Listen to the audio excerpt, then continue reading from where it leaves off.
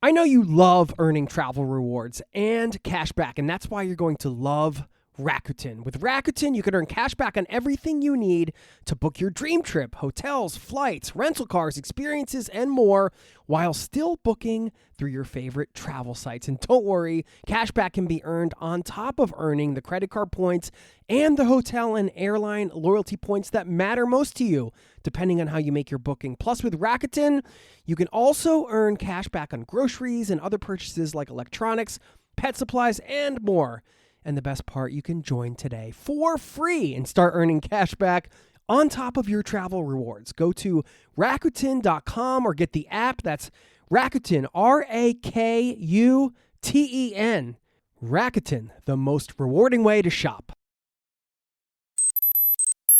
I kind of did worry about going out there solo and feeling the need to have to get people to come with me. And in the end, the need to travel, the need to go and experience these things, the need to do it and just do it, it just totally outweighed the need to have somebody with me to do it with. That was a short clip from my interview today with Manjinder Kang, and he's a listener of this show. He wrote me an email, and this guy has solo traveled for nearly 2 decades. Every single trip he's taken, except for 2 family trips to India and a study trip to the University of Chicago. Besides that, all of his trips have been solo trips. And one thing he mentioned during the interview is that he's also a bit of an introverted person. And I thought, okay, well, this will be interesting. A guy who basically has exclusively solo traveled his whole life and is a bit of an introvert. How does that work? How's that experience for him? And he also works a job, a full-time job. And he's been able to maximize his travels despite working a full-time job. And it's a job he enjoys, and that's the way he's been traveling. So a lot to unpack today and a lot of great takeaways in this interview. You're going to hear some real talk around the struggle of loneliness out there on the road when you're solo traveling, some of the opportunities in solo travel, how travel allows you to see global issues in a new light, the power of letting go of control, of course, maximizing your travel with a traditional job.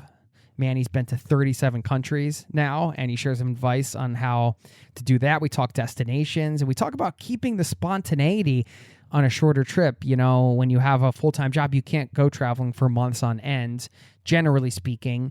So how do you build in opportunities for spontaneity and so much more? I know you're going to love eavesdropping on this conversation. I had a blast. Also going to give a shout out to somebody in the community who just reached out with an incredible story. I got to give them some props. And what Tony Hawk, yes, the pro skateboarder Tony Hawk, the all-time greatest skateboarder who ever lived, reminded me about today, an important lesson he reminded me of. So you're going to get all that and much more in today's episode. It's happening now, right now. So buckle up, strap in. Thanks for being here. And welcome to the Zero to Travel podcast, my friend.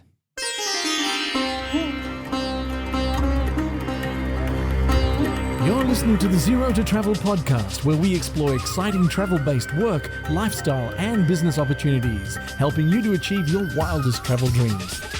And now your host, world wanderer and travel junkie, Jason Moore. Hey, what's up? It's Jason with ZeroToTravel.com. Welcome to the show. Thanks for hanging out, letting me bring a little travel into your ears today. This is the show to help you travel the world on your terms, to fill your life with as much travel as you desire, no matter what your situation or experience. Talking about one of my favorite things today, solo travel. Now, if you are somebody who has done it before, you might already know about the joys of solo travel, but this isn't just a reminder, this episode. You're going to get some solid takeaways and new perspectives on solo travel. Also traveling in general, of course. We talk about destinations, other travel-related topics, as we normally do on this podcast. And traveling with a full-time job, which is something that a lot of people need to do. You know, you have to pay your bills, or not everybody wants to quit their job and travel. I totally get that. Some people love their job. They don't want to leave it, but they still love travel too. They want to squeeze it in. So we share some advice around how best to do that. And if you have never solo traveled before, get ready, because by the end of this episode, you might be planning your next trip alone. Your first trip alone, maybe. If that's the case. Or if you haven't done it in a while, this will be a good reminder for you. It certainly was for me. I haven't been traveling at all, but even the last couple trips I've taken have been with family. So it's been a while since I've solo traveled. So this was a good reminder for me that pumped me up, got me excited about it again. So we got all of that in the interview segment of this show. And you have to stick around for the back end. I'm going to talk about this Tony Hawk thing. I watched this half pipe video today on YouTube with Tony Hawk with my kids. And man, a lot of important lessons in there, a lot of reminders. Just a 6-minute skateboarding video, but it gave me a good punch in the gut, to just a good reminder of how things need to be in order to have, well, this might sound dramatic, but maybe in order to have a life worth living. Really, it's that big. So I'll share that with you on the back end of this interview, and also a shout out to somebody in the community. A big congratulations is in order. Okay, now let's slip and slide into the interview segment of today's show, and I will see you on the other side, my friend.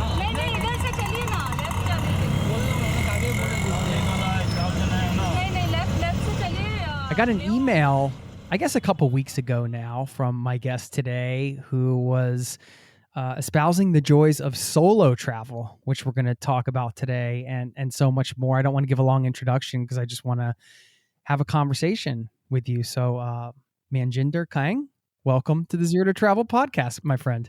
Great. It's great to be here, Jason. Seriously, I mean, I absolutely love the podcast. I discovered it during lockdown in 2020, looking for inspiration to keep like the travel dream alive. And it's really great to be here. I mean, you've had some awesome guests on the show, from authors to entrepreneurs and, activists. So it's pretty cool to be, talking to you and sharing my story on solo travel.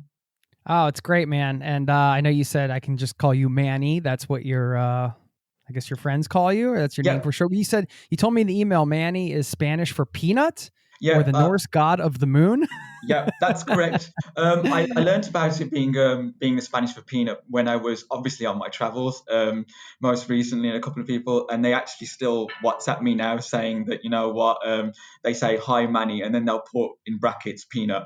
Nice. Yeah. Well, yeah, I mean, I was glad you reached out and you kind of threw it out there to just, come on the show and share some of your experiences around solo traveling for nearly 2 decades. You said pretty much every trip you've taken, except for a couple family trips to India and a study trip, have been solo. And I wanted to hear how that started and everything like that. I just kind of wanted to remind people listening, hey, it's always nice when you reach out, because like you, I think you're like, hey, I think I have some value to provide to the community here, the listening community. This is a community powered show. So just, open invitation to get in touch. And that's how you end up in conversations like this. Yeah. Thanks so much. So yeah, where did you grow up? So I'm born and bred in the UK. My mother is from India. My father is first generation Indian. So he was born in the UK, but his parents, there was a big, obviously, call from the UK government to get people from the Commonwealth countries, which are part of the former British Empire, to help rebuild Britain after the Second World War. So his parents came over as part of a lot of individuals from nations around the world that are part of the empire to help. They came looking for work, and then the rest is kind of history. So yeah, that's me here, born and bred in the UK. Yeah, I mean that could mean a lot of things, right? I don't know, because I haven't gotten to travel around the UK too much. Is it like, small village, city, big, where? Yeah, sure. I'm really sorry about that, Jason. Yeah, I'm in Birmingham, which is the second biggest city in the UK. So that's it's 120 miles, so about 180 kilometers north of London, and about 120 kilometers or 90 miles south of Manchester. All right. So in the middle. Did you do a lot of traveling growing up, or was that a thing you discovered later on? No, I mean, our family weren't particularly well off. We didn't have, the money to be able to go traveling very often at all. We had one trip where we all went together in 1991 to India, and it was pretty spectacular. We were out there for quite a while, and I thoroughly enjoyed it, and I don't know if my family are actually really are going to listen to this, but I think it will shock them. I really thoroughly enjoyed my time out there. Looking back on it, I look back on it so fondly. The mountains, the temples, the food, meeting my grandparents. I had a really great relationship with my grandfather. He used to let me do things that you probably shouldn't really let a child of 8 years old do, Like like what? hang off the back of a rickshaw while we're because in India the first rule of India is there's always room. So you've seen the videos and probably the photos of very packed rickshaws and tuk-tuks where they've got so many people on there. Well, me and him were hanging off the back of one a few times when we were heading into town or out the village. So yeah, but I mean, I feel like I'm quite different from my family as well because I genuinely definitely have that wanderlust gene, if that's what you call it. When I think about it and it rises out the past, it's not one thing that really draws me to travel. When I was younger, it's so many different things. I mean, it's like poring over maps when I was younger, writing articles and projects about countries around the world just because I was genuinely interested in them. But like I said, I know that's a long-winded sort of answer to your question. Didn't really travel at all. That must have been pretty powerful, though. Yeah, there's a family trip, right? Going to another country is in and of itself would be a big deal, but in this way too, you're also connecting with your roots and your where you come from, and in terms of like your family. You mentioned your father being like first generation immigrant and all that. Yeah, so that kind of adds another level of connection, obviously, to a place, having family there and everything like that. So I just want to talk a little bit more about that experience because I imagine, as you said, being 8 years old, that must have been pretty mind blowing to see like a completely different way of life. I mean, it's one thing to kind of be exposed to things like that through like stories and stuff like that. It's another when you like land in a place and you're like, oh, meet your extended family and the smells of the food and like all the people and everything. It's powerful. Yeah. Yeah, it very much is. And in Indian families, it genuinely is really quite, I mean, because extended family is extended family in Indian families, right? It's like, and you're having, you really have to try and remember all these people, who they are and how you're related to them. But it was a massive culture shock as well because this was the 90s and India has really kicked on a long way in how much it's developed and modernized, and the burgeoning middle class that they have there. Our family are actually farmers, so they work in the Punjab, and they have large farms that grow wheat and rice and corn, and sugarcane and all that kind of stuff. So it was a huge culture shock for an individual who come from a very modern country, to actually be told by your uncle when I needed to go to the toilet that the toilet was all around you. You had to go in the field and all that kind of stuff. So it was just really quite, it was interesting. It was like, how do you cope with all this sensory information where it is just complete change from what you're used to? And I guess you kind of learn so much about yourself, and you don't know at the time that you are. Can you survive in this kind of environment? How do you adapt to it? And kids, as you will know, because I know you've got two young kids, are really adaptable and they just kind of get in with it. We don't have the elaborate toys that we have in the UK, but as an 8-year-old, we kind of adapted with things like sticks and tag and all that kind of stuff. And it was cool to really meet a lot of the younger kids that were in the village as well and get to know them and play with them and make friends. And obviously the chaos of the towns when you got out into the towns. I mean, they're no less chaotic now, but they were just completely and utterly bonkers. Cars coming at you from everywhere, and motorcycles and mopeds just like missiles just coming down the road in all different directions. Yeah, proper sensory overload. And then you get I mean, even some of the temples can be very crowded, for a little person to kind of navigate. And again, there's all these protocols and these procedures which are not used to in the UK because it is a bit different. Even when you go to the temple to kind of interact with stuff, and then you're kind of getting used to, whoa, these temples are so much bigger than the ones that we have in the UK, and they have temples in the mountains. How cool is that? And the steps are like double the size, so you're on your hands and knees scrambling up them, and all these adults now, keep up, keep up. Like, well, I'm trying, but look at these stairs. They're absolutely massive. And yeah, it was just a bonkers and amazing trip. Yeah, I mean, how long were you there for? Oh, 5 weeks. Okay, that's a pretty good amount of time. Yeah, enough time to have a good understanding of life there. So coming back and then just going to school and kind of being back in sort of the regular society was, I mean, I imagine on some level this stuck with you in a way. Just thinking about your wanderlust gene, like, do you think you would be wandering so much or traveling so much if you hadn't had that early travel experience? I actually think it was part of that, and it was the part that I didn't travel again until 2002. I didn't get on a plane or go overseas until 2002. So that's quite a long. That was 11 years, and I was a grown up then. I was 19 years old, and I took my first solo trip. Still I pretty young though. Yeah, still pretty Yeah. young, and it was like, and it was. I mean, I admire individuals that take really big trips at that age, and they go backpacking for several months or a year, and I just really admire them, and would have wished to be able to do that. But then, how many lives can we have? As many as we like, while there's still time. There's still time to do that kind of thing. It was a long time, and I think it just built up that I wanted to be out there, and I was almost just storing and researching information about all these great places and amazing things that I would be able to do. It was the deep breath before the plunge, and I did for a while, like a lot of solo travelers who will probably connect with this. I kind of did worry about going out there solo and feeling the need to have to get people to come with me, and in the end, the need to travel, the need to go and experience these things, the need to do it and just do it. It just totally outweighed the need to have somebody with me to do it with. I just didn't need that anymore. But it wasn't plain sailing, Jason, for sure, at the Well, beginning. that's a huge point because I think that's such an important thing for anybody listening who, I mean, maybe hasn't traveled solo before, has thought about it. I mean, that was one of the realizations I had kind of right before I took my first solo trip, which was my first proper backpacking trip. And it was just like this idea of, well, I was supposed to go with a friend and then I ended up getting this travel job, whatever. That's another story.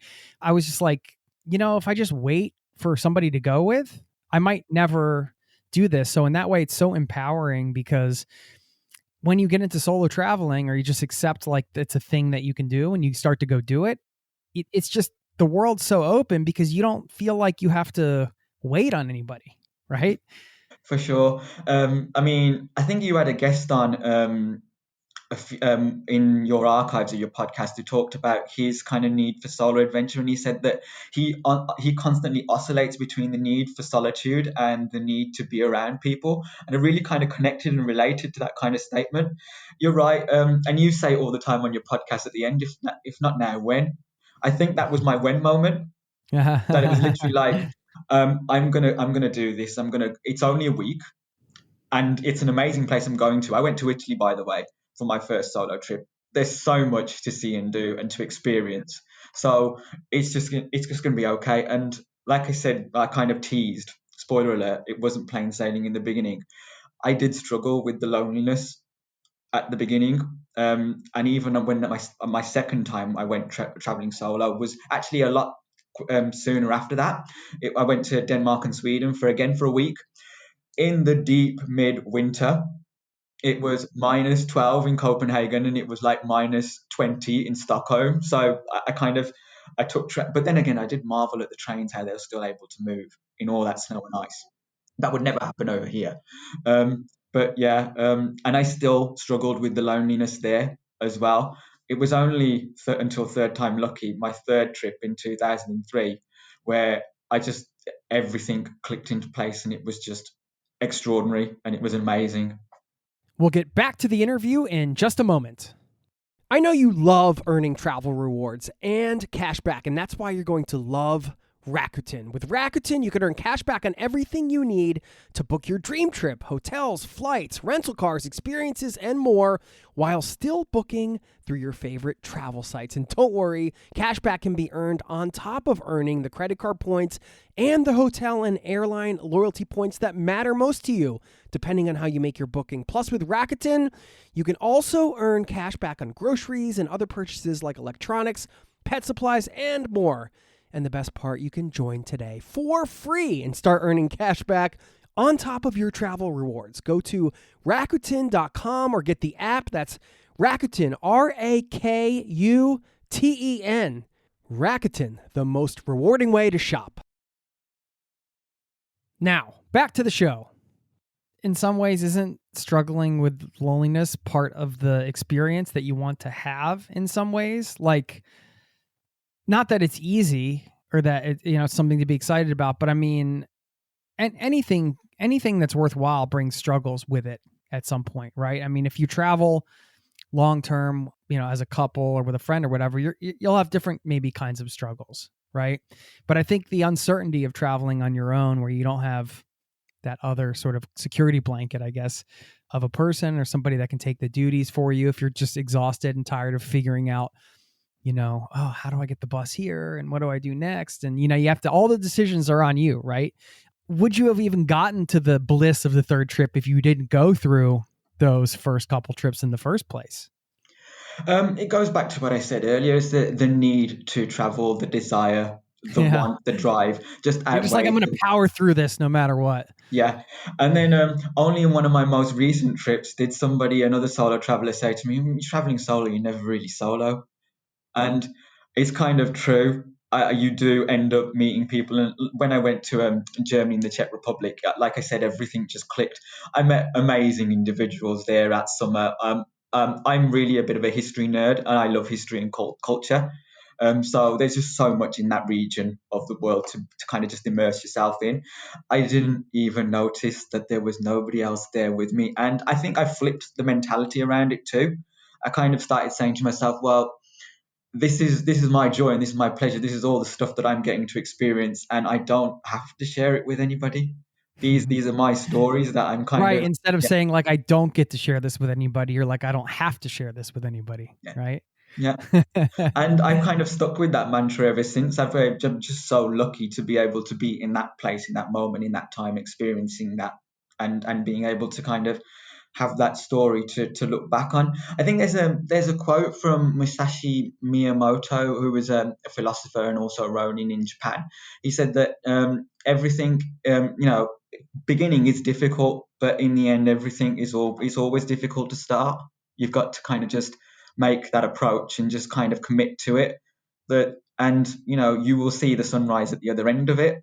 Speaking of reframing, and one of the things you wrote in your email, and I really liked this, was, and I'm quoting you here, you said, "I don't think of the loneliness of traveling solo, though I have experienced it. That's why I always refer to it as traveling solo rather than traveling alone. Solo feels more like a choice. Alone feels more forced on you." Yeah. I got that. I kind of tuned into that mentality when I was listening to do you know Desert Island Discs? No. No. Okay, Desert Island Discs is a very long-running show. British people definitely know it, on BBC Radio 4, where they get celebrities onto the show to talk about if they were stranded on a desert island, what would be the records that they would take with them. And I think they're allowed a luxury icon as well, or item or something as well. And the one I'm particularly kind of referencing is Tom Hanks. He did they really have some heavy hitters on there, Jason. Wow. Oh yeah. Tom Hanks, who when he was a child, he really struggled with the loneliness, and he talks quite openly about it on that episode. I think you might be able to access it in the archives if you are interested. Even if you're abroad, you might be able to use like a VPN to kind of, be able to find it. But he talks about understanding the difference between the two, and saying that solitude should actively be sourced and encouraged. You should be looking for it, and loneliness, you need to be finding the remedies and putting those in place to combat against that, because people do experience it. Right, you can be lonely in a crowded room surrounded by so many individuals, right? It's such absolutely. It's such a strange sort of emotion to kind of feel. But solitude, I think a lot of people need to understand the difference between the two first, and then they kind of need to understand how it can enrich their lives, because it gives you that perspective to be able to process things. I oftentimes say that solitude gives me the benefit of being able to work out my problems subconsciously. So yeah, and I always, like I said, always talk about it traveling solo, because I've made that choice to do that. And I've made that choice even on those trips within a trip, I make that choice to actually be away from places where there are a lot of people, to be out in nature, to be out hiking or in the woods or in the mountains. God, I miss mountains at the moment. really do. Because then you can really start to feel and see things start to click into place about stuff. When we're using these words like alone or loneliness or solitude, it's not just semantics. Obviously, there's I don't know. I feel like, part of the beauty of solo travel is that you have to sometimes sit with that loneliness or that aloneness in maybe a different way than you do at home. Like you said, you can be lonely in a crowded room. And I think we've all experienced that, right? But, being in a foreign country where you know nobody, maybe you don't speak the language and you have no idea maybe what's going on around you, or, no prospects of maybe meeting anybody that day. At least you don't think. Of course, the days can take crazy directions, as we know. It's a different kind of loneliness, I think. And in this day and age, if you feel loneliness coming up or aloneness, you could just grab your phone and like distract yourself or do something. I suppose you can do that when you're out on the road, but I don't know. I never really did that. So I think the opportunity of solo travel is that you get to sit with yourself and have that solitude, like some of the stuff you said, but also you get to sit with things in a way that's maybe uncomfortable too. Have those experiences. Those experiences can mean a lot moving forward in life, I think. Yeah, very much so, Jason. And I think it helps you process you when you are traveling, and if you're traveling in a very different way to out of package holidays and all that kind of stuff, which I'm not obviously bagging, because you can get some value if you just want to recoup and rest and that kind of thing. But if you've traveled and you've experienced and you've come face to face with challenges and problems that you thought you had a black and white perspective handle on, and then you face those kind of sort of problems from a different person's perspective, you then get the solitude to be able to unpack that and process it and understand more deeply the issues and the challenges that actually face us as society, as a species, as a planet, that kind of thing.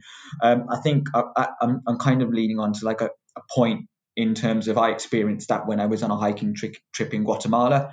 That obviously the deforestation debate is a very big issue, but when you kind of faced with a family with 2 kids and he needs land to be able to grow food so he can feed his children, and that's why he's cut down trees, then you've got a different layer to that issue, and your black and white understanding of what that means isn't necessarily what it's all about. And it's very challenging to kind of, from our perspective, where we're on the outside looking in on it, to be able to kind of really say, well, he's got a real challenge here. He's not actually being irresponsible. He's not completely logging the whole, swathes and swathes of trees. He just wants enough land so he can feed his kids.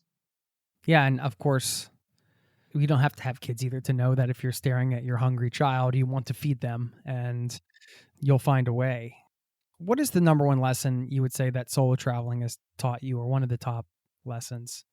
If you had to encapsulate that, it could be through an experience that you share right now, or just a philosophy or anything really. You are truly more resilient than you think you are. And you will not feel more lonely than in a place where no individual speaks the language you speak and you don't speak the language that they speak. I mean, you're going to feel thoroughly alone. Funnily enough, I mean, I taught myself a tiny bit of Chinese when I went, well, or should I say Mandarin, when I went to China back in 2016. But I really didn't feel lonely, even though I could hardly speak any of the words that they or understand what they were saying to me. Because again, it was just an immense and totally different cultural experience. And that puts you, I think that experience taught me about, regimes are not a people. So governments, you may not agree with what they do, and if you have an honest conversation or you get to know individuals from that particular country, you can't really just tarnish them with the same brush. You understand their lives, if that makes any sense. Mm-hmm. Yeah, I mean, this is the power of travel. The surface level idea could be like, well, you're going to travel and then you'll feel more connected to the world. And that's like the spirit of it. How you get more connected with the world is by having those one-on-one conversations and those realizations like that you just described. And once you have those types of experiences, I mean, they stay with you, right? Whether it's consciously or subconsciously. Yeah, I love the idea of resilience. I don't know if it makes you resourceful or reminds you that you're resourceful. right? This goes back to kind of what we were talking about before, like kids being super adaptable. We are just kind of grown kids, right? Did we ever stop being super adaptable as far as like humans, or are we just, was it just the idea of us not being adaptable in some ways, or like, I wonder about that, I guess. I totally get where you're coming from on that. I really do. Is it kind of sort of like planed out of us, and kind of Yeah, are we like sort of, right, exactly. It's beaten out of us by society, right? do we end up becoming farmed salmon when we need to be back in the wild? Oh God, yeah, this is a deep esoterical conversation that we could have, and I say this to a lot of people who give me the time and actually listen to me for a couple of moments, and so I don't think we were created for the lives that we kind of exist in. A lot of us, I think, we were obviously created for something more, in the sense of being quite adventurous and seeing how we can adapt to change. I mean, if anything, these current times have really taught us that, it's great having plans and agendas, but to quote Mike Tyson, plans are great, but until you get punched in the face, right? And if anything, this was the biggest punch in the face that any of us could have taken, being hit with, obviously what's going on at the moment. This is not in a design of humankind. I think when you relinquish a bit of control, you actually gain more of it, if that makes any sense, which is totally sort of counterintuitive. But I think you see a lot of people in this situation, these circumstances, trying to control what they inevitably can't. And that I think if we just kind of let things kind of run their course, we can kind of take the lessons out of it, and learn and grow and adapt and find out how we can make make a new out of something that may not be as we would have intended or hoped. Yeah, Yeah. it just really kind of spiraled out of solo travel into becoming quite a deep discussion, which is really quite heartening in that respect. You can come to a lot of these realizations in many ways, right? Like I'd never be the one to say, okay, well, like, you're not a fully formed human being unless you travel solo. I mean, there are a lot of ways to have insights and realizations as a human. But I think for travelers, because we're speaking to travelers, people that either want to travel or have been traveling, for those of you that have been out on solo trips, I'm sure you've had good experiences and bads. For those of you that haven't, maybe this is pushing you over the edge to try it out. I guess I'd wonder, what is your biggest piece of advice for around solo travel for people listening? I think if you're going to take the plunge into solo travel, and it is a growing industry as well, Jason, I think I read in 2019, 20% of recreational journeys were being taken by solo travel. So it is growing quite exponentially. I think it would be, if you want to dip your toe, start small, and maybe a long weekend away by yourself in a country or a culture that you are familiar with. So if you're Europe based, try something in Europe by yourself for a long weekend. Or if you're conscious about the struggles with language, then travel to somewhere that has the same language as you, or has a good command of that. I mean, for someone who speaks English, that doesn't just open English speaking countries. You would talk about Scandinavia, where the ability to communicate in English is very strong, and some of the more northern European countries as well, where the ability to speak English is very strong as well. And see how you go. The first step is like always the most difficult. Well, let's talk about how you've been doing this, because it sounds like you've been kind of working a traditional job and finding time to travel in between. That was another reason why I thought it'd be great to chat with you, because, obviously a lot of people in that situation, right? Not everybody's going to take a gap year. Not everybody can spend or wants to spend months traveling, or maybe they can't right now and something they're going to do one day. But in the meantime, you've traveled to 37 countries. You've been, sounds like, working full time. I guess, yeah, paint the picture for us so we can understand kind of how these trips have been looking for you. I know you guys get a lot more holiday than people in the States. Are you taking chunks of time off? How are you? Yeah. What do you do? I mean, how does this all kind of work together for you? Sure. I think with obviously working a standard job, in the UK we get on average about 25 days at movable annual leave in a year, which you can take any time. So that comes in with negotiating with your line manager. If you have a great relationship with them, can I take 3 weeks off instead of 2? The standard tends to be 2 trips. and making sure that you can make the most of when your flight is going out and when your flight is coming back. So leaving on a Saturday morning or a Friday night and then coming back on the Sunday before you're due to start work again. I'm really fortunate. I don't really struggle with the jet lag, so I can go quite far and then come back and I can do the work the next day and be productive for 8 hours. I kind of build my own trips because I don't do anything like a bucket list either or anything like that. I look at each individual country and I think about the kinds of things that are going on there and what I can experience. And I build my trips around that. And then that's a way of actually doing and growing and learning and imparting on these experiences, which I genuinely kind of connect with because they're kind of within my interests. Planning is like crack to me. I really, really like planning a trip. I get all the blogs, the books, and read about them. I get the inspiration from so many different places like music, podcasts, of course, books, TV shows, filming locations, movies, and all that kind of thing. So the standard place that you get that, and then once that kind of seed sort of plants, you really want to start to learn, let it grow and stuff. And my trips, like I said, I build them and I write them myself through my research. So I'm not pulling them out of packages and things. I'm kind of focusing on what I want to do in a place and how I want to connect to it. And I write them down. I actually have them on like a spreadsheet. Well, wait. I think this is a good question. I'm sorry to interrupt, but something just struck me that you said. You said this intention of, all right, well, like, how do I want to connect with this place? Right. I think that's a really wonderful lens to do trip planning through, right? What a great question to kind of just ask yourself, how do I want to connect with this place?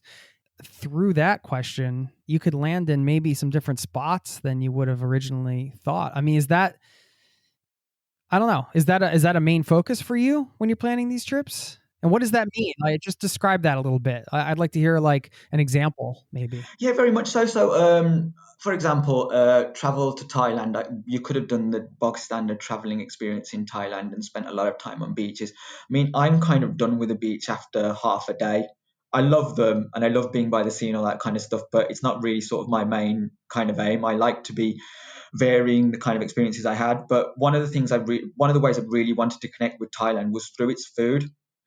So obviously I use that as like a catalyst to kind of build some of my experiences there with some cooking classes. But I also wanted to be able to learn how to cook for alternative diets.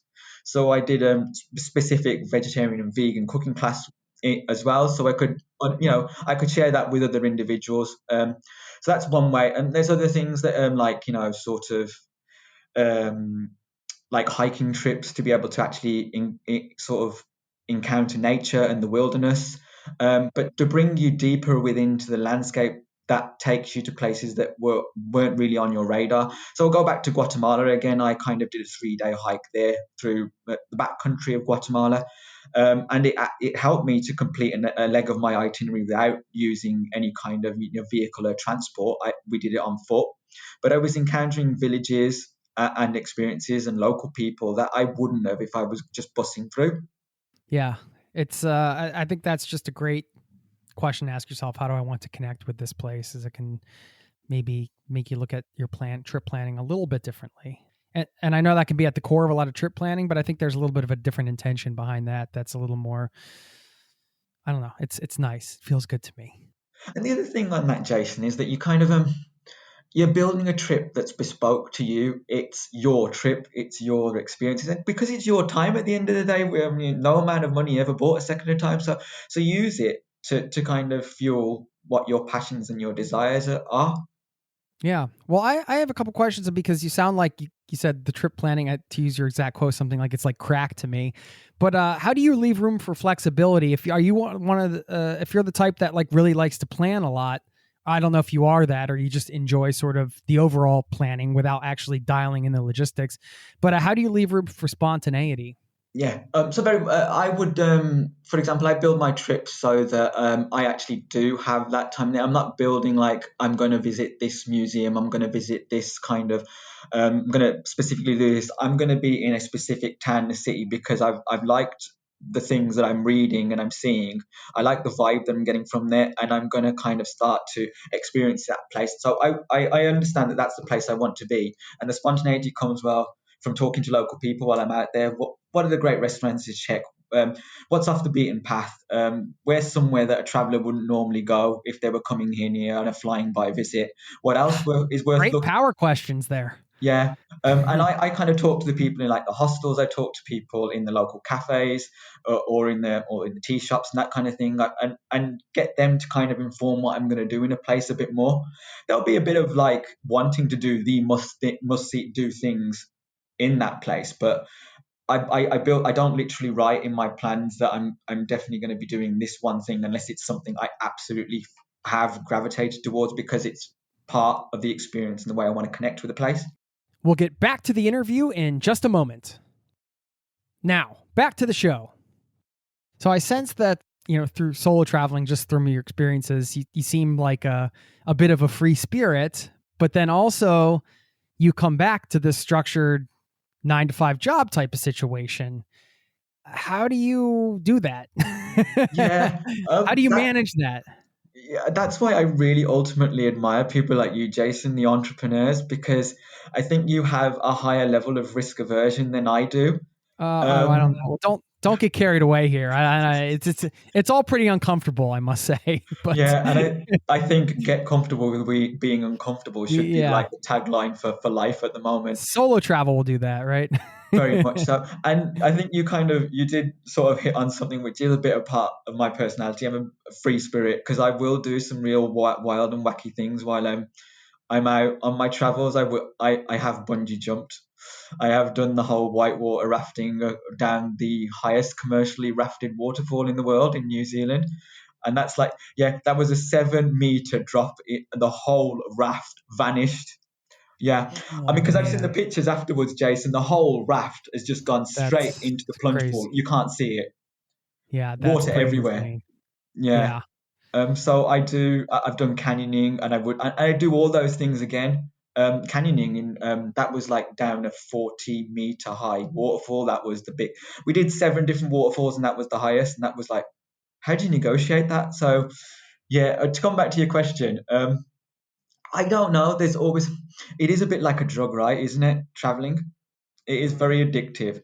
And I think this is going to sound so cliche because I've seen it written in so many places. You kind of almost are looking for not bettering anything because I don't believe you can. An experience is unique. It is its own. It exists in that time. And I'm not looking to better stuff. I want to do things that I'm still interested in. I've got a drive and a passion for. And that's how I think I kind of cope with having to keep it within being able to do it and wanting to do it and having that drive to do it and wanting to do it more, but having to actually realize that with the pleasure comes a bit of the actual. I think you live in a world, you live in a life, you exist in the world that your questions create, and a yes is nothing without a no that gives your yes the boundaries and the functions and the form. Yeah, so I guess there's a bit of strategic speaking there. I tell Yeah, you well, what, yeah, it's the yin and the yang. yeah, very What much goes so. up must come down, whatever. Yeah, Yeah, I mean, there's certainly the balance. I don't want anybody to misinterpret, especially you, that I think that there's a problem with that at all. Like it's you got to make a living, and if you're able to find a way to work a full-time job, it's something you enjoy, and then you can still do your traveling, and you know that's enough traveling for you to like fill your travel. So I mean, I know maybe it can never be enough, but if you spend 12 months on the road, it's not like you're not going to have off days or maybe like start craving the other life, maybe more the stability. So everybody's got to find their own balance, when it comes to that. and I think Jason, work and life is becoming more flexible now as well. It has, I mean, this has the times that we're in now have unlocked amazing opportunities, and businesses are realizing that actually, completing work remotely and being able to kind of work more flexibly, and which is actually growing a hell of a lot of traction in the UK. I know it's a big thing in the Scandinavian countries, and I look towards them in kind of their inspiration, the way they deal with that kind of stuff. But understanding that there is a hell of a lot of room to be flexible and things like that, and a lot of organizations, I think I would say to your listeners out there, maybe experiencing and wanting to enjoy travel more is explore those opportunities with your organization. Do they have, long-term unpaid leave, like sabbatical or all that kind of stuff? Check it out. Have a conversation. Be brave enough to have the conversation, and then, give your dream some life. Yeah, I think that's great. The bravery in terms of the conversation. If you're looking for another takeaway, and I think there are a lot in this conversation, so thank you for that. But if you're in a full-time job situation, having, like you said, the bravery just to ask, and also being willing to take unpaid a lot of these companies, they might only give you 5 or 10 days off a year or whatever, but that doesn't mean you can't get unpaid time away. And you might be thinking, well, I want to get paid. Well, it's like, I don't know, sometimes you gotta make a call, right, to do the things that you want to do. You got to look at the big picture. An important thing too is just, you have to be honest with yourself, right? Like, is this the way you want to live? Is this cool with you? Like, if it's not, like, what can you do to change it, or do more traveling, or maybe do less traveling and have more stability depending on where you're at? It's a constantly evolving thing, right? Yeah. And solo travel helps you find and gives you perspective on those kind of things. It really does help you to kind of unlock you can come away with more questions, but I think those questions help you to form your environment a little bit more, because if you're questioning, you're asking those questions more, I think you end up having a better understanding of what the deeper issues are with things and what you want to understand more about. The questions you are asking yourself are very important, to say the least.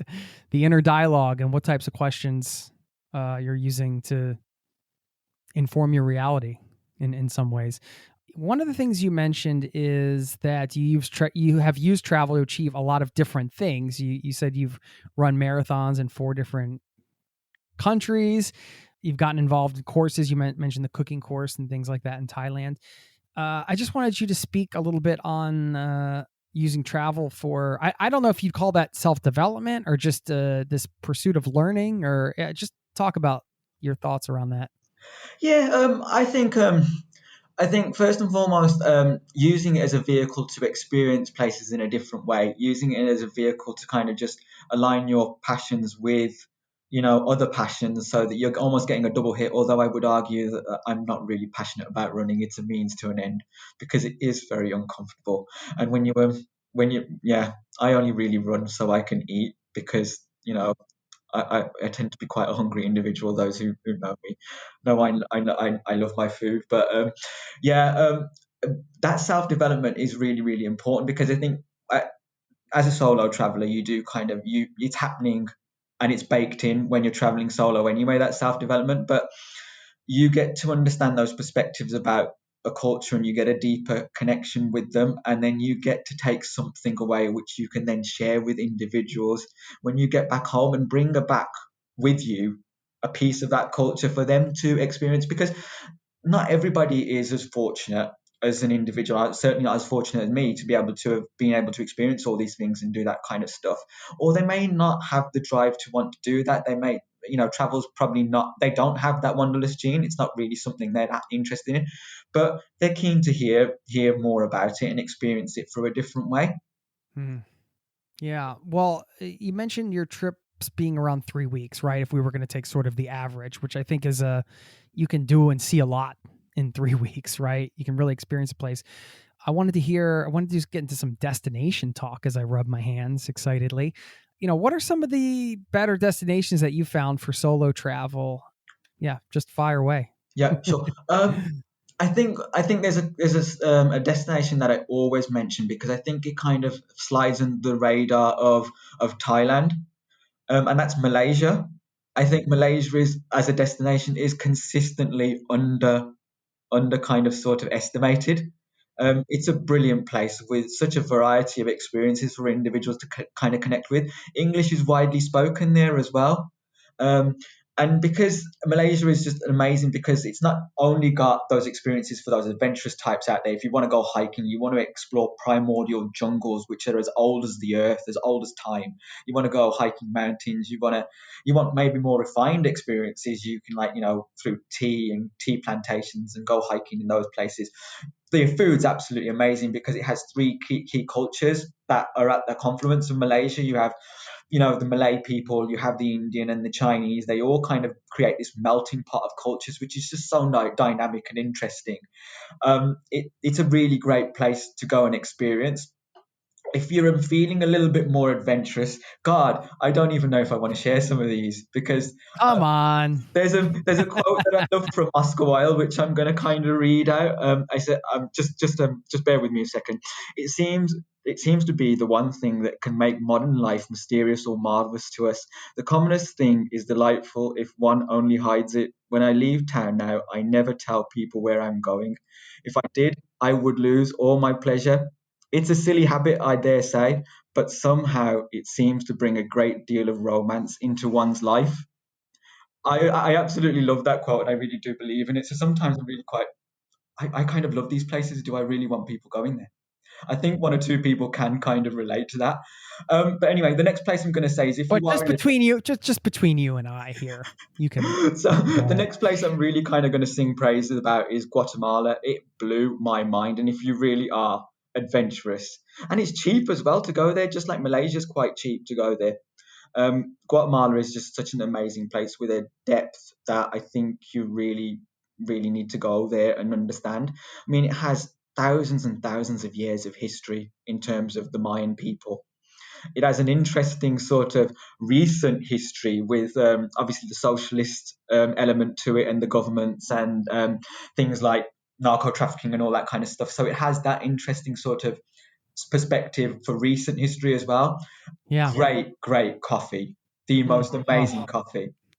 Yeah, and Tikal is such a wonderful Yeah, site. yeah. Yeah. Any Star Wars fans out there will know that they filmed. I think it Yes. was parts of the New Hope there at Tikal in the Mayan temples. You've got beautiful countryside where you can experience, water sports.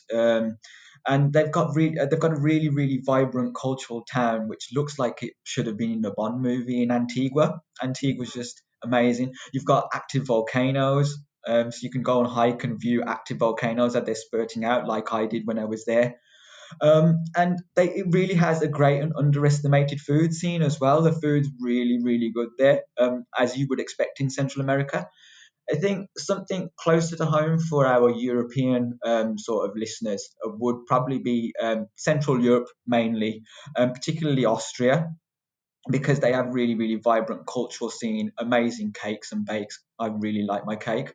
So it's an amazing place if you've got a sweet tooth.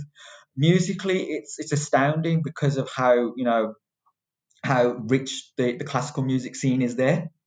And obviously, I have a lot of contemporary history in Austria as well, through things like Freud and Carl Jung, and that kind of angle. So it's a very culturally and sort of interesting place, as well as being just outstanding in terms of its landscapes and its beauty. I love the smorgasbord you put together there for us, really spanning the globe, right? Malaysia, Guatemala, Austria. Yeah. 3 great destinations. Awesome. Thanks for that. Yeah. So I know we're getting towards the end here, but I had a couple more questions for you. I just wanted to hear about a time where somebody helped you out on the road, and maybe a story about you helping somebody. I know a lot of these things that wouldn't happen when you're traveling with somebody else tend to happen when just different things happen when you're traveling on your own. And I'd love to hear one of your favorite memories.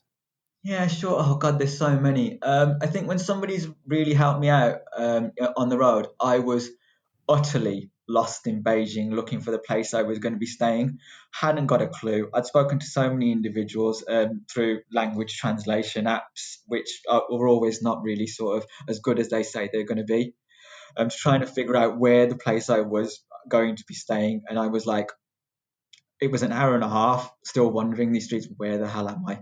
Google Maps was wrong. It didn't seem to be on the place where it said it should be. And then a local just stopped me, and she spoke perfect English. And what are the chances of that kind of things happening in deepest, darkest sort of Beijing? She said, "You kind of lost." And I said, "Oh, I'm looking for this place, and your English is incredible," and all that kind of stuff. And she didn't know where it was, but she flagged down a taxi driver.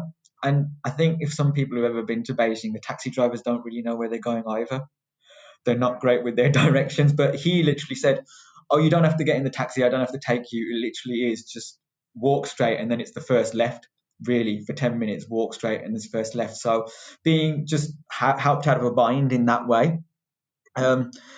So much kind of in terms of the kindness that I've experienced from people, taking me into like their homes just to kind of, feed me with stuff. I had a great sort of story where I was on a communal dining table in Singapore eating dinner with a couple from Britain and a guy from Norway, as it happens.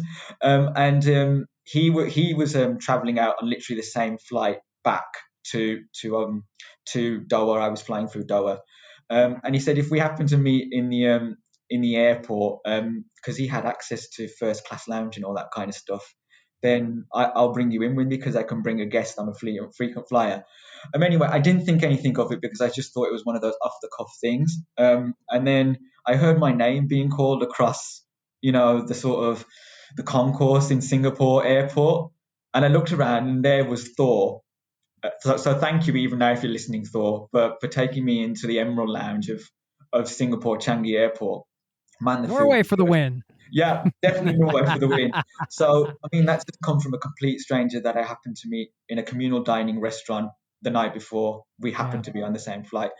And how have I helped individuals on travels? I've helped, many over the years in terms of just helping them with directions, getting to places where they need to go to, or just giving them the benefit of time to kind of listen to their perspective and their stories. It's one of the best gifts you can give. Yeah. Taking people out with me and shouting them lunch because, making new friends on the road. So I'll get these, let's have a cup of coffee and, get to know each other. I had an individual who broke their hiking poles when we were on a hike. So I was busting past them. I didn't know who they were, and we were hiking to the same destination anyway. So I said, "Look, to help you out, why don't you take my hiking poles, and then I'll be all right with them. When we meet up at the base camp towards the top of the mountain, you can just give me them back." So and lo and behold, when she arrived a few hours behind me. She said she was so grateful to just have that assistance to be more sure on her feet. And then she handed them back to me. So, I didn't know if I was even going to see them again, but it was cool. Yeah, that's sweet, man. Awesome. Thanks for sharing that. Just one last thing, and we could just give a quick 30-second piece of advice, like your best piece of advice on meeting people when you're solo traveling. So those days or those times when you don't necessarily want to be alone, and you're like, hey, I could really use some company, or at least I want to set myself up for the opportunity to have some company in the next days. What do you tell people? I think hostels are great for that. I think, even though I know on discussions, a lot of people talk about how people just go to hostels and then they just end up being on their smartphones and stuff like that. I think talk to individuals where you're staying to find out where meetups are happening in local areas, because they'll have another perspective on where people, locals and travelers like to hang out and understand where those are. And then head out there and kind of be a bit, I'm an introverted person, so it's quite a difficult thing for me to do anyway. But just kind of sort of just lean into that uncomfortability for a little moment, and something quite special and extraordinary will come out of it. Yeah, I love that. Well, you want to let people, I know you do a little bit of, I think you just started a YouTube channel, and I know you write about solo travel on LinkedIn or something. I know you don't have like a lot of stuff to promote here or anything, but if you want to just share where people can find you, if anybody's interested. The YouTube channel I started literally because I'm absolutely rubbish at talking to camera and presenting to large groups and audiences, and it was just, I'd had enough of experiencing that. I didn't want to do that anymore. I wanted to get better at it. So that's just a self-improvement thing. And if you search out Journey to Progress on YouTube, that's basically my YouTube channel, which is in my infancy. It's got actually nothing to do with solo travel whatsoever. And on my LinkedIn profile, I kind of every fortnight I post a blog about solo traveling, which is exclusively about solo travel. I did used to have a website, but I pulled it down because I was only ever doing it for the joy of it, to write, because I love writing and I love writing about travel. But I thought I'd save the money from hosting fees to actually go on traveling instead. Hey, man. Well done. Well, it sounds like you've gotten to do your share, and just congratulations on, I don't know, all the traveling you've gotten to do. And just, I always admire people that are willing to like just go out there and travel despite, what may be uncomfortable. And I'm sure it sounds like in the beginning, solo traveling was a bit uncomfortable, like it is for many. Here you are, still going many years later. Congratulations, man. And I just look forward to staying in touch. And I appreciate you've given us so much value today. I feel like we got a lot of good perspectives to walk away with from this conversation. So I hope you had a blast. I did. I hope so. I really, really enjoyed it. And I'm a coffee man. I was listening to your podcast with Tim Wendelbo in Oslo. yeah. I've never been to Norway. When I was a kid, I was fascinated by it. So I definitely want to check that place out. It's definitely on my radar. Well, we'll have to take a trip over there when you come to visit. It'd be cool. It'll be amazing for sure. Awesome, man. Thanks for your time. Amazing. Thanks again. Yeah. Cheers for your time, Jason. Bye now. Take care.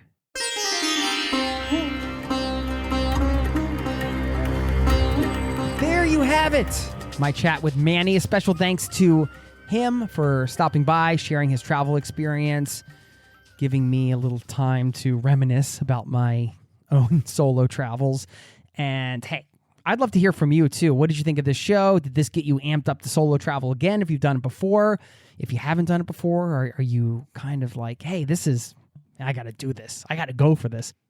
Let me know. You can always get in touch, Jason at zerototravel.com. And in the show notes, there's also a link to a place where you can leave me a voice message, and that's super easy to do. I always love audio messages. You can email those to me or leave them through that link, whatever you choose, or just write me a good old-fashioned email. I think we can say old-fashioned for email now, can't we? Electronic, even though it's electronic. Electronic mail. Thank you for the electronic mail message, Tori, who is getting the shout out today. Subject header, domino effect, ! She said, "Hi, Jason. This email's long overdue. Started listening to your podcast back in 2017 and inspired my dream to travel the world after my college graduation. Well, unfortunately, I let the naysayers and societal expectations get to me and decided that it was time to put that dream to rest.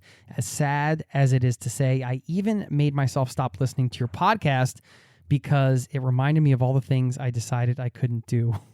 That sounds so sad. I'm sorry for that, but it gets better. She goes on to say, fast forward 4 years. She says, I have the adult 9-to-5 office job everyone told me I needed, and I am miserable. Well, was miserable, I should say, because about 3 months ago, I found myself at a real low point emotionally.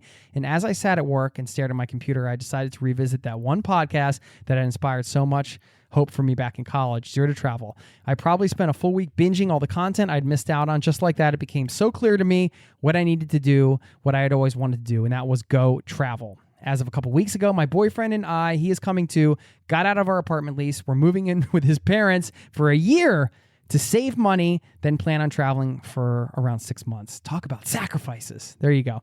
She goes on to say, after having made that decision, the domino effect has been insane. Having an excitement for life and reminding myself that I can do anything I want has given me so much stamina. Even if I only end up traveling for a couple months, just the process of rediscovering what it feels like to have something to look forward to has been more impactful than I would have ever thought possible. I could go on and on about all of the amazing changes I've made in my life since deciding I am going to travel. But the bottom line is it's been awesome. Thanks to you and your guests for inspiring me. I'm sure you hear this all the time, but you really do feel like a friend. You've been a friend that I really needed in my life. And, I started getting emotional there. Sorry. She said, P.S. I am loving Premium Passport. So that's very nice. Tori, thank you so very much.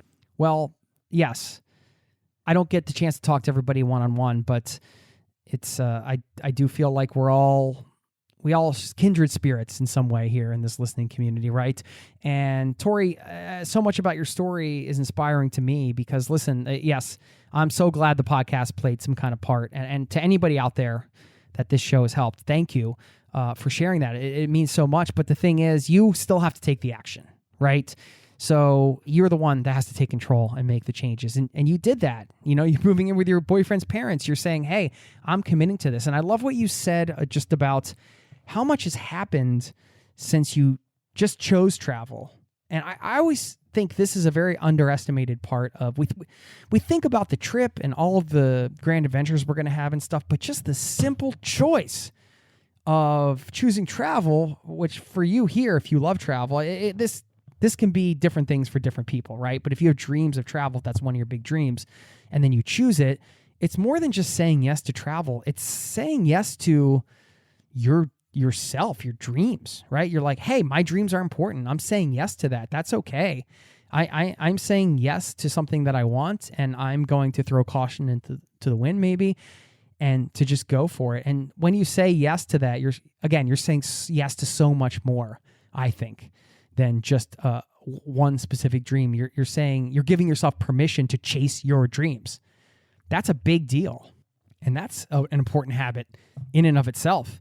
The habit of just saying, hey, this isn't just a pie in the sky dream. Maybe this is something I can actually work towards, and then taking the steps to do it. And those steps aren't always easy. I'm sure it's not easy to move back in with your boyfriend's parents, or to move in with your boyfriend's parents and do that for a year, but you're making the sacrifice for the thing that you want to do, the priority item, which is to travel. So anyway, congratulations. I just wanted to share that story because I always think that these stories from the community inspire other listeners, or maybe just, inspire us all, get us thinking in different ways. And that's why I love to share them. But I can't share them if you don't share them with me.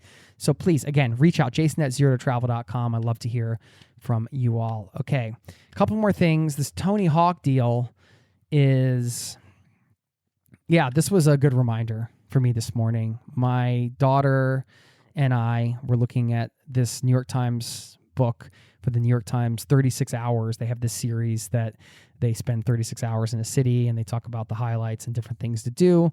And I live in Norway. I was missing my home country a little bit, so I pulled this book off the shelf, and I was just flipping through and looking at some of the cities around the U.S. and the things they were recommending to do. And my daughter was there like, what's that? What's that? Asking me about the different pictures. And I'm fortunate. I've been to a lot of these places, so I was explaining them. But as I was explaining them, I was also almost reliving it, right? Like when we were looking at pictures of Phoenix and Scottsdale, I was feeling the warm desert air. That's another cool thing about traveling, is having been there, you get more of your senses involved, even when you're just looking at a book. Anyway, that's a sidebar. So we saw a picture of a half pipe somewhere in there, and she wondered what it was. And I tried to explain it. I said, you know what? I'll look up something on YouTube, and then you can watch somebody skating on a half pipe. And it was Tony Hawk, because he's the best skateboarder ever. And I used to skateboard. So I still have a longboard. I guess I still skateboard, but not like I used to. Anyway, so we played the video. It was about 6 minutes. And, the guy does incredible tricks. But what was cool is it wasn't just a tricks highlight video.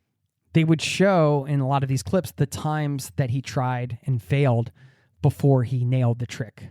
And it would just be him falling over and over and over again, so hard on his body, just eating it constantly. And I just started telling my kids, hey, look, this is the best skateboarder in the world. Maybe not right now because he's older, but he's the best all time. Look how many times he falls. Look how many times he has to fail before he gets the trick. And he doesn't give up. He keeps going until he gets it. And that's an incredible life lesson. Just a reminder, right? To do great things in life, you have to fail. You have to. You can't just go and do the 720 or the 9, whatever he did, the 900, and who knows how many times he can spin in the air right now. You have to go and fall a bunch. And that's with anything, right? So this is one of the joys, I guess, of parenting, is you also get to, you're teaching them, but you're also really reminding yourself, right? You're just like, oh, okay, yeah, I gotta keep this in mind. I shouldn't be so hard on myself when I fail, because that's part of the process. You got to fail. To do anything worthwhile in life, you have to fail. If you're just playing it safe all the time, in my opinion, it might not be the kind of life worth living. If you're never putting yourself out there, never subjecting yourself to some failure. It was just a great reminder, seeing the best skateboarder of all time just eating it, failing, falling down. And I think that's important to really remember. It makes us be easier on ourselves, I think, too. At least for me, it's just like, hey, when you fail, or when you screw something up, hey, that's just falling down. You tried to do the trick and you fell down. Get up and try again. Eventually, you're going to nail it. And then keep going and move on to the next challenge. So anyway, some life lessons from Tony Hawk there this morning. That was super helpful. Okay, I'm going into the quote drawer right now. That's right. I have a stand-up desk with a drawer full of quotes from my Wisdom of the East calendar, and it's a little dose of inspiration each day. Let me pull something out of here, read it to you, a little random thing. Okay. This one's from these names. There should be a blooper reel of me trying to pronounce these names in each episode. Okay. Tzonok Ni Rinpoche, who said, that would be a funny blooper reel. Okay. He said, when you have achieved a state of calmness and readiness, then you are ready to know, ready to understand in a deep way the dance between emptiness and appearance. There you go. Thank you once again for taking your time to hang with me. Have a wonderful day. Smile. Take a chance today. Maybe go out and fail at something and then get up and do it again. Peace and love to you, and I will see you next time, my friend. Cheers. This podcast has been brought to you by ZeroToTravel.com. Ideas and advice to make your travel dreams a reality.